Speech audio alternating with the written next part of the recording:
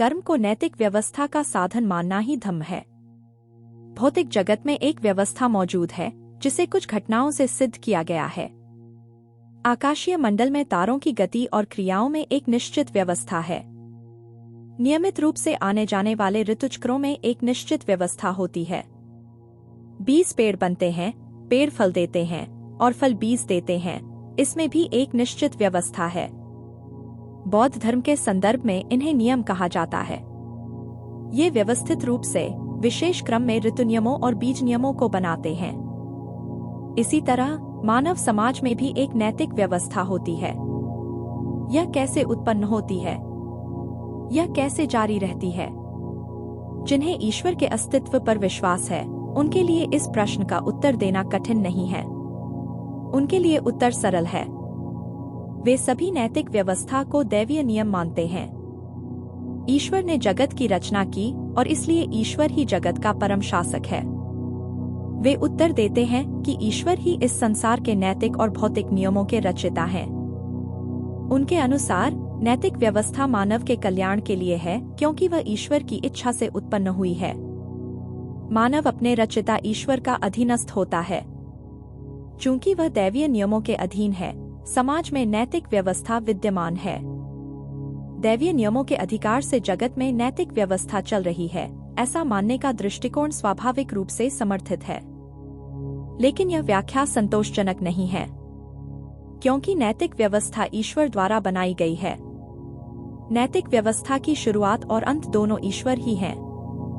यदि यह कहा जाए कि मनुष्य के लिए ईश्वर का अवज्ञा करना संभव नहीं है, तो इस संसार में इतने नैतिक पतन का कारण क्या है?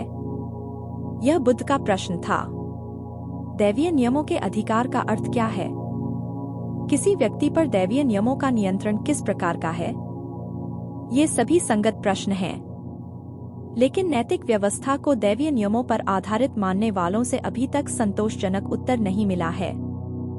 इस प्रकार के द्वंद्व या कठिनाइयों को दूर करने के उद्देश्य से बौद्ध सिद्धांत में थोड़ा परिवर्तन किया गया है। नियमों को ईश्वर की आज्ञा के रूप में उत्पन्न किया गया, इसमें कोई संदेह नहीं है। उनकी इच्छा और मार्गदर्शन से ही जगत में जीवन आया, यह भी सच है। जगत के समस्त के लिए उन्होंने जो शक्ति दी है, वही इस अद्भुत व्यवस्था की चालक शक्ति के रूप में काम करती है। लेकिन उन्होंने प्रकृति को यह जिम्मेदारी दी है कि वह उनके द्वारा दिए गए मूलभूत नियमों का पालन करके इस कार्य को अंजाम दे।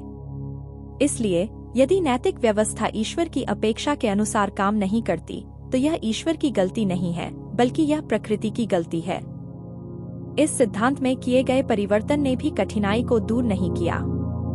यह केवल ईश्वर को जिम्मेदारी से मुक्त करने में मदद करता है। प्रश्न बना रहता है कि ईश्वर को अपने नियमों को लागू करने के लिए प्रकृति को जिम्मेदार क्यों ठहराना चाहिए?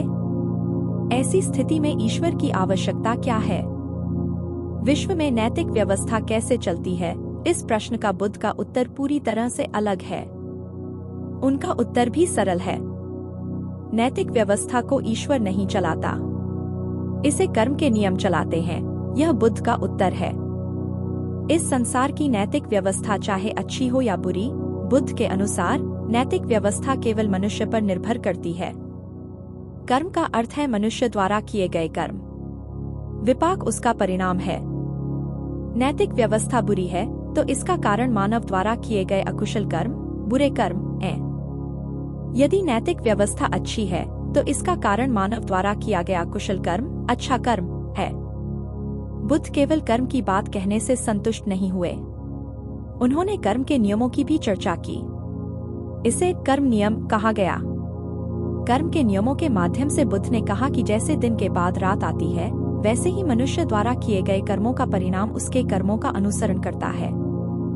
कुशल कर्म, अच्छे कर्म का परिणाम प्राप्त किए बिना बचा नहीं जा सकता। उसी प्रकार अकुशल कर्म, बुरे कर्म का परिणाम भी टाला नहीं जा सकता। इसलिए बुद्ध का उपदेश यही है कि अच्छे कर्म करो। इससे मानव जाति के लिए कल्याणकारी और बेहतर नैतिक व्यवस्था बनेगी, जिसे मानव द्वारा किए गए कर्म, कुशल कर्म आगे बढ़ाते हैं। बुरे कर्म मत करो। इससे बुरी नैतिक व्यवस्था उत्पन्न होती है और मानव जाति को दुख सहना पड़ता है।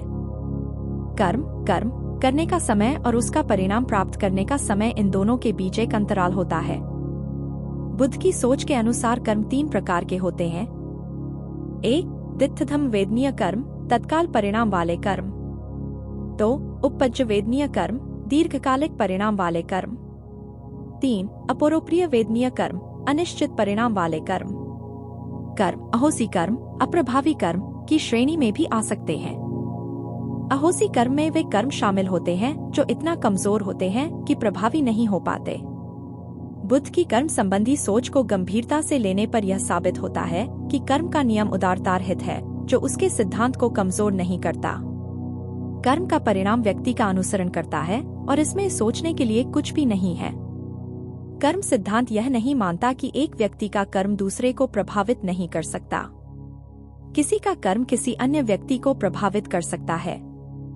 फिर भी यही कर्म का नियम है, क्योंकि यह नैतिक व्यवस्था को ऊपर उठाता है या नीचे गिराता है। व्यक्ति आते हैं और चले जाते हैं, लेकिन विश्व की नैतिक व्यवस्था ज्यों की त्यों बनी रहती है। इसी तरह कर्म का नियम भी स्थायी रहता है।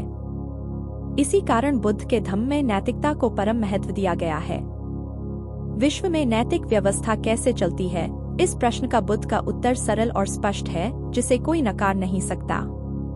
हालांकि इसके वास्तविक अर्थ को व्यापक रूप में समझने के बजाय संक्षिप्त रूप में समझा गया है। इसी कारण इसे अक्सर गलत समझा या गलत बताया गया है। नैतिक व्यवस्था कैसे चलती है, इस प्रश्न के उत्तर में बुद्ध ने कर्म के नियम का प्रतिपादन किया। यह बात बहुत से लोगों को नहीं पता है। बुद्ध के कर्म नियम का मूल उद्देश्य यही है। यह केवल सामान्य नैतिक व्यवस्था के प्रश्न से संबंधित है। इसका व्यक्ति के भाग्य या दुर्भाग्य से कोई लेना देना नहीं है, लेकिन यह विश्व की नैतिक व्यवस्था के अस्तित्व के बारे में चिंता करता है। इसी कारण यह कर्म नियम बौद्ध धर्म का मुख्य हिस्सा है।